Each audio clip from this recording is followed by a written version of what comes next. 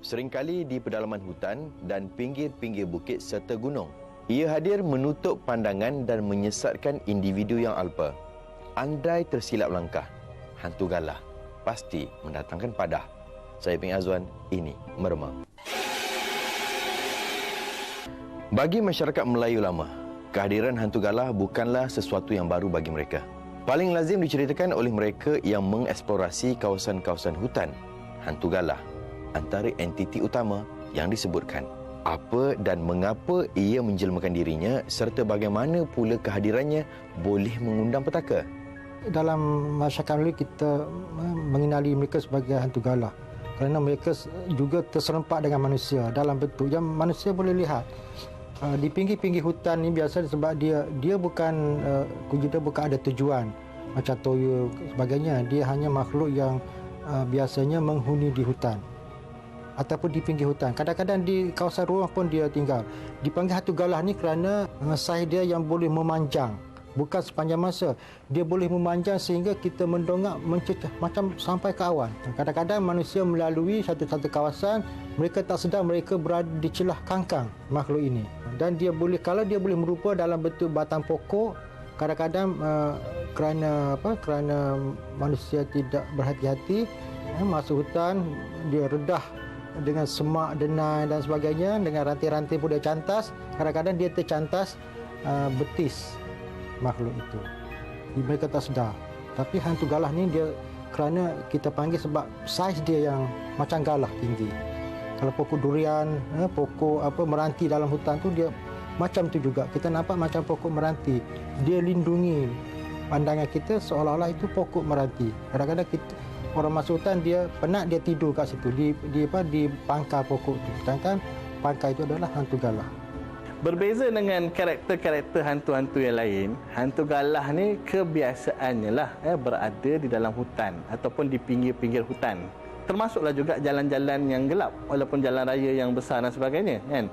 Dan bila cerita pasal hantu galah ni, biasanya orang yang memandu kenderaan dia mengatakan bahawa dia melihat satu makhluk yang tingginya seperti pokok dan mereka sama ada berjalan ataupun kenderaannya melewati makhluk tersebut. Kalau berjalan mungkin berjalan di bawah kaki makhluk tersebut. Jadi perkara begini tidak ada benda yang peliknya pun sebenarnya. Sebab jin tersebut, jin yang duduk dalam hutan, mereka boleh menjelmakan diri mereka dengan pelbagai cara, pelbagai bentuk, sebenarnya untuk menakut-nakutkan manusia. Kenapa mereka menakutkan manusia? Antaranya ialah supaya manusia jangan ganggu tempat mereka. Mungkin di situ perkampungan mereka dan sebagainya. Jadi untuk menakut-nakutkan manusia daripada ganggu tempat mereka, jadi mereka menjelmakan diri mereka sedemikian.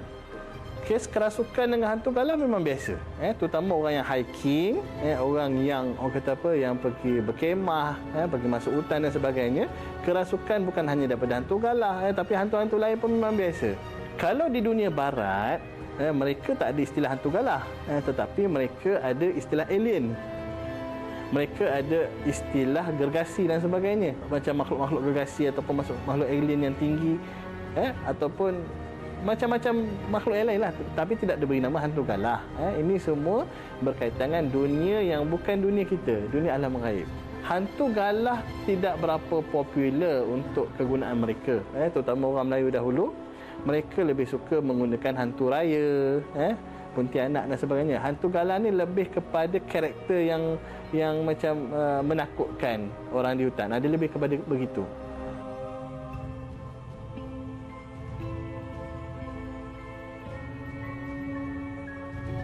Mungkin di zaman ini sudah amat berkurangan kes-kes penampakan hantu galah kalau nak dibandingkan dengan zaman nenek moyang kita terdahulu.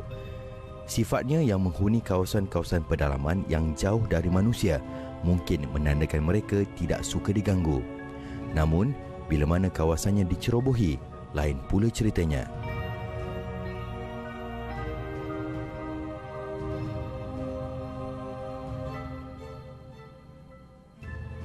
Okey, cerita pasal hantu galah ataupun orang tinggi yang orang panggil lah. Saya ada ceritakan dekat dalam buku saya yang nombor 2 lah. Masa tu saya, dua pupu saya dengan ada kawan lagi seorang, kami share minat yang serupa, mendaki lah. Dan kami pergi mendaki salah sebuah gunung di Selangor lah. Masa mendaki tu, masa malam tu lepas kita makan tu, saya punya hobi dekat dalam hutan adalah menyuluh pokok. Bila kita suluh tu nampak macam yang perasaan macam jadi yang lightsaber dalam cerita Star Wars tu lah kan. Jadi suluh tu sekali tersuluh ada satu macam bola, 2 biji bola macam tergantung warna merah tau. Lepas tu dah terkejut sekali. Tanya sepupu saya, nampak tak benda? Sekali kata dia tak nampak. Lepas tu yang kawan lagi satu tu kata, kau ni berani-berani main lampu kat dalam hutan ni, kata suluh benda-benda lain yang tak patut. Lepas tu kata tak apalah, tutup. Dah tengah malam, dia skema kita orang masa tu memang simple sangat. Kemah mudah alih, pakai poncho je buat bentuk 3 tu. Lepas tu dengan flysheet kat bawah, tidur kat situ. Malam tu dengarlah macam ada orang orang kata berkeliling dekat tempat kawasan perkemahan kita orang, jalan. Lepas tu dalam inilah, saya fikir mungkin anjing ke ataupun binatang lain lah kan, sebab ialah kawasan pun kawasan hutan. Lepas tu terasa macam ada orang bernafas daripada atas ni, macam ada orang hembus. Kali masa nak berkalih, bila memandang kat atas, bila buka mata, ada satu kepala, saya tak tahulah, memang besar. Tengah pandang saya dengan sepupu saya, dengan kawan lagi seorang. Yang kelakarnya besok paginya, saya dengan 2 sepupu saya elok dekat dalam kemah. Yang kawan lagi satu ada kat luar. Dia cakap, aku rasa macam ada orang tarik ke tendang aku. Korang tidur lasak sangat. Kita orang tidur tak bergerak pun kan. Pendaki wanita yang sesat ketika menyertai pendakian di Gunung Irau, Cameron Highlands pada Sabtu selamat ditemui. Walau tidak banyak yang diketahui tentang sebab kewujudannya, resmi bagi kehidupan alam gaib ini pasti membawa musibahnya yang tersendiri. Bila kita memandang mudah, di situlah terkadang datangnya padah. Besok pagi pakat-pakat untuk sampai mendaki puncak lah. Sekerat jalan sampai nak ke puncak tu, saya nampak dekat sebelah kiri dengan kanan, macam dia jalan macam ni, dia punya denai dia ada macam pokok buluh tapi memanjang ke atas. Masa tu dah berdebar dah. Lepas tu kata, ini dah macam ni, pandang. Bila pandang naik, memang orang kata memang hantu tinggi, memang tinggi sungguh lah. Dia kepala dia kat sini, macam kita orang kat sini je, bawah tu. Dan dia kangkangan tu untuk kita orang lalu. Memang dia suruh kita lalu kat bawah kangkang dia tu. Sekali cakap kat sepupu saya, kata, Lan, jom kita lalu kat tepi ni. Sekali kata yang kawan tu, ada jalan dah terang kat sini, kau nak suruh tu kan. Memang jalan dah terang. Kalau ikut logiknya, orang akan jalan ikut denai yang terang kan. Yang ni kat tepi-tepi tu dengan lecah, dengan apa semua. Dia kata tak apa, ikut jalan tepi. Tiga-tiga dah lepas dah. Dah sampai puncak, turun. Kawasan yang sama juga, benda tu macam menunggu kita orang lagi. Dengan terkangkang. Lepas tu cakap dekat kawan lah, okey lah, aku tak nak lalu kat situ pasal ada benda. Bila dia dengar macam tu, alamak kau ni, jangan buat takut dia kan. Kita orang jalan, memang hampir berlari lah. Boleh dengar dia punya tapak tu, dia menyerit kaki dia tau. Macam satu benda yang berat nak tu lah. Dia seret kaki dia. Dia sampai satu kawasan tu, dia dah tak ikut kita orang lagi. Tak tahulah, dia mungkin ada sempadan dia orang sendiri ke, saya tak tahu. Tapi macam dah sampai dekat satu tempat tu, kita orang lalu, dia dah berhenti. Memang muka dia, terus terang saya kata gerun lah. Sebab dia punya muka, dia macam kulit kayu yang saya nampak. Dia terkopik-kopik, macam ada mengelupas. Lepas tu dia ada macam taring yang saya tahu macam siung babi hutan tu yang bergulung. Hantu galah ni biasanya dia tidak menjadi dampingan pada manusia. Mereka dianggap sebagai hantu-hantu liar lah. Hantu liar yang berada di kawasan hutan, mereka tak dipedulikan lagi. Peranan hantu-hantu lain masih digunakan secara meluas. Jadi hantu galah ni hanya nak menyergah manusia untuk menakut-nakutkan manusia. Ataupun manusia yang buat sesuatu yang dia tak suka, mereka akan kena penangan itulah.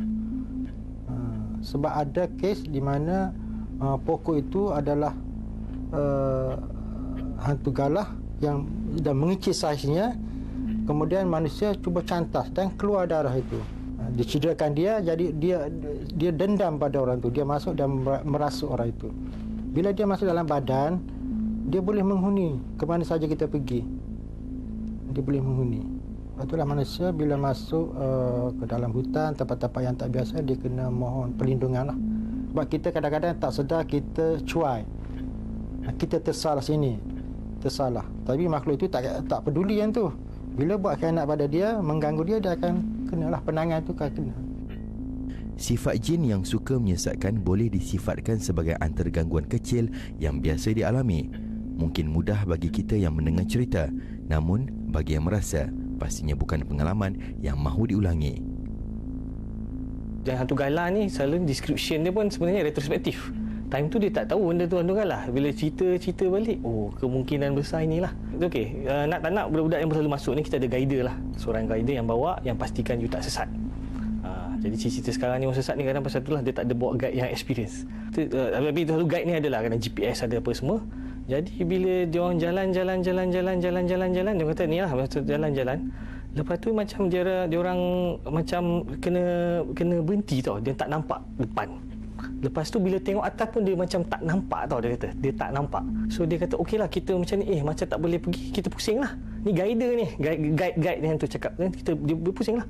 Pusing jalan sana nampak macam jalan yang dah biasa dia naik. Lepas tu sama dia macam dia kata dia tak rasa tak ada jalan. Tak ada jalan, bila pandang atas dia tak nampak apa. Dia tak nampak lah, macam kena blok ni. Ni jadi siang ni. So it's not, bukan pitch black. Dia macam kata dia tak nampak. Dia tak tahu, dia tak boleh nak describe lah. Tapi dia tahu macam okey, tak ada jalan kot. Okey. Pusing lah, jalan lain. And then bila jalan sampai satu time tu dia kata dia tak boleh nak jalan. Grup dia pun heran lah, apa kita pergi sini pergi sana.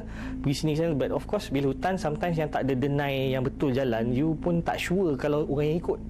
So dia kata dia pusing, dia jalan, dia pergi sana. Dia tengok tapi dia tengok dia punya GPS jam tu macam betul. Dia kata betul ni ikut jalan ni patut nampak. Okey dia recalibrate dia jalan. Tapi dia macam corner lain sikit dia jalan-jalan, tapi benda lala pergi datang tempat yang sama juga. Dia tak nampak. dia tak description tak nampak tu, kita tanya, "Apa yang kau tak nampak kan?" Dia kata hujan ke apa. Dia kata, "Okeylah, time memang petang. Kalau petang bila matahari ataupun dia mendung, actually dalam hutan kita nampak macam gelap sama-sama. Dia tak clear. Dia especially hutan kita lah, hutan Khatulistiwa yang macam primary punya hutan ni kan. Dia tak clear saat dia jalan. Jadi tu dia kata dia pun tak clear. So dia kata tak nampak. Jadi bila dah sampai dia kata macam tu, dia kata ya Allah, ni dah ni kan. Jadi dia pun okeylah, dia kata macam baca ayat kursi apa semua. Relax. Okey dan jalan. Lepas tu macam dapat lepas sampai ke camp yang ataupun campsite yang dia nak tu. Dia kata sebenarnya yang pelik je lah. Dia kata memang hole yang memang dia kata kena block. Tapi then after that dia lah, benda ni retrospektif. Check balik GPS ni, bila check bila balik tu kita boleh check. Dia check GPS, check dalam kita punya charting tu. Sebenarnya dia berpusing-pusing. Memang dia berpusing-pusing. GPS tu cantik pusing, tapi dia kata GPS tu betul. Dalam yang kita punya GPS map tu tak besar. Dia memang kawasan keliling, macam as if you kawasan keliling tu pusing-pusing. Macam tak ada kerja. Dia buat track 3-4 macam tu kan. Memang benda tu recorded. Tapi dia jalan tu pun dia tak sure ke kiri kanan. Dia kata GPS kata straight, tapi dia macam tak boleh nak dalam pasal dia yang guide depan.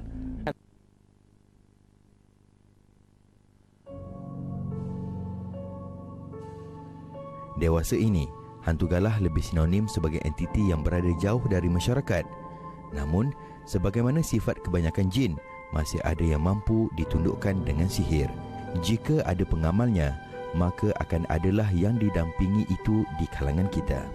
Ilmu sihir boleh digunakan untuk menunduk apa jua hantu, semua dengan izin Allah. Dan antara hantu yang boleh ditundukkan melalui ilmu sihir juga adalah hantu galah. Orang dulu ni dia ada ladang yang besar dan sebagainya. Dia nak menakut-nakutkan, pertama menakutkan binatang-binatang buas yang akan merosakkan tanaman. Yang kedua untuk menakutkan orang-orang untuk yang mencuri buah-buahan ataupun hasil tanaman mereka. Jadi itulah digunakan hantu galah, dia semacam penjaga. Dia duduk macam tu. Sebenarnya ayah saya ni selalu travel daripada Melaka pergi ke Felda Jengka.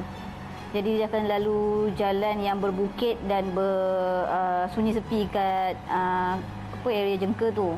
Dan saya sendiri pernah ikut dia. Ada satu hari tu masa kami nak ke Jengka, Tiba-tiba kereta macam bergerak perlahan sangat dan kita orang nampak kabus dekat sekeliling kereta. Tiba-tiba datang kabus yang tebal. Masa tu ayah cakap dah macam ada rasa tak sedap lah, sebab daripada start perjalanan pun ayah rasa macam berat hati sebenarnya dia nak balik ke Jengka masa tu. Masa dia berhenti dekat kereta terberhenti dekat tengah-tengah jalan, masa tu dia rasa macam kenapa keadaan sunyi sepi dan dia nampak dua pokok, seolah-olah pokok ataupun pokok buluh dekat kiri dan kanan saiz yang sama. Sebab apa yang kami dapat tahu, yang saya dapat tahu dan diberitahu oleh Datuk, kalau hantu galah ni kita nak tahu dia ada, kawasan tu akan tiba-tiba jadi sunyi dan dekat kiri kanan kita akan nampak dua pokok ataupun kaki lah, mungkin kita rasa kaki dia saiz yang sama. Betul-betul kereta kita dekat bawah dia. Masa ayah sedar, ayah cakap masa tu memang dah tak boleh nak fikir, kita nak baca ayat kursi pun kita dah tiba-tiba macam tak boleh nak baca apa-apa. Jadi ayah cakap macam ni, ayah kata apa yang dia dapat tahu petua daripada Datuk, kalau kita nak selamatkan keadaan kita masa tu, kita kena kencing dekat di antara dua kaki, salah satu kaki tu. Jadi ayah saya keluarlah. Sebab kita orang adik-beradik 3 orang dalam kereta tu tak berani nak buat apa-apa. Saya tak tahulah dia buat apa. Sebab dia cerita pun lepas sampai dekat Felda. Tentang berkaitan dengan hantu, dia adalah satu perkara yang subjektif, yang sukar untuk kita nak mengatakan hantu ini begini dan begini. Kerana ada pelbagai sebab. Ada kalanya orang yang membawa kenderaan tadi itu dalam keadaan berkhayal, ataupun kalau orang itu tidak berkhayal sekalipun, ketakutan yang melampau tadi itu boleh memprojeksikan halusinasi yang mereka rasakan seperti hantu galah dan sebagainya. Tidak semestinya kes-kes hantu galah itulah sahaja cara penampilan mereka. Ada yang genuine hantu tadi tu dan ada juga yang sekadar khayalan. Selain elemen sihir, bahaya yang datang dalam leka juga boleh meresap dengan pelbagai cara. Terkadang tak perlu merasuki, cukup sekadar mengelirukan pandangan dan pemikiran buat seketika cuma. 3 pagi macam tu. Macam kita orang budak-budak memang takut, tapi kita kata kenapa ayah keluar? Takut dah masa tu, takkanlah kita nak dah orang tua kan. Okay, tak apalah ayah keluarlah, takut juga sebab ayah kata duduk dalam kereta, kalau apa jadi jangan keluar. Kawasan situ kita selalu pergi, kita memang cam jalan dia, memang kita cam lampu jalan tak banyak, memang kurang kat situ. Bila kita satu tempat yang kita rasa benda tu tempat yang selalu kita jalan, tapi tiba-tiba jadi sunyi sepi, tak ada apa-apa bunyi langsung, ada kabus pula tak tahu datang dari mana. Ayah cakap memang ada nampak satu sign macam satu batang kayu, saya tak tahu batang kayu apa, cuma dia nampak satu kayu kat situ. Dan lepas tu ayah rasa pelik. Dia kata kenapa jalan dia ni jadi macam jalan yang macam dia tak pernah lalu. Radio pula tiba-tiba tak ada siaran, jadi pelik lah kenapa tak ada siaran. Sebab ayah memang akan buka radio sebab malam kan dia drive seorang, takut kita orang tidur. Sabtu tiba-tiba hilang. Dia memang slow-slow dia hilang. Kabus tu tiba-tiba jadi hilang. Kita nampak jalan kita, dua pokok tu tiba-tiba dia macam bergerak. Slow-slow dia bergerak. Mungkin saya nampak dia jalan lah. Saya nampak dia jalan. Slow. Terus tak ada dah. Sekali seiring dengan asap yang kabus yang pergi tu. Nampak dua. Betul-betul dekat dua. Kereta betul-betul bawah dua pokok tu. Ayah pula betul-betul dia parking. Betul-betul nak masuk ke mana cerun macam gaung Betul-betul parking kat tepi tu. Sebelum tu kita nampak jalan lurus je kat situ. Maksud saya bukan jalan lurus lah. Bila dia keluar macam kita dah berhenti kan, kita nampak jalan kat tepi kan. Kita nampak macam jalan lurus. Once kabus sudah hilang, betul-betul ayah tengah parking kat tepi gaung. Akan jadi satu kemalangan ataupun orang tu akan pergi satu jalan yang dia tak tahu, dia akan nampak satu jalan lurus. Padahal jalan yang kita lalu selalu memang jalan yang jenis bengkok-bengkok, yang jenis ada banyak selekor. Tiba-tiba jadi lurus. Ada yang sesat, tak tahu 2-3 hari baru tiba-tiba jumpa jalan. Padahal itu jalan yang biasa kita lalu. Hantu galah dalam zaman ini masih ada relevannya. Relevannya ialah menakut-nakutkan orang lah. Kadang-kadang bila orang dah terbiasa sangat dengan watak-watak hantu yang lain, jadi jin-jin ataupun syaitan tadi itu akan cuba menakutkan manusia dengan karakter yang orang dah lama tak dengar. Mungkin kalau tak keterlaluan lah, boleh saya katakan hantu galah ni kehebatannya ataupun kejahatannya tidak sehebat hantu-hantu yang lain. Memang sekejap aja kita ruqyah ataupun kita doa dan sebagainya, dia cepat saja pergi.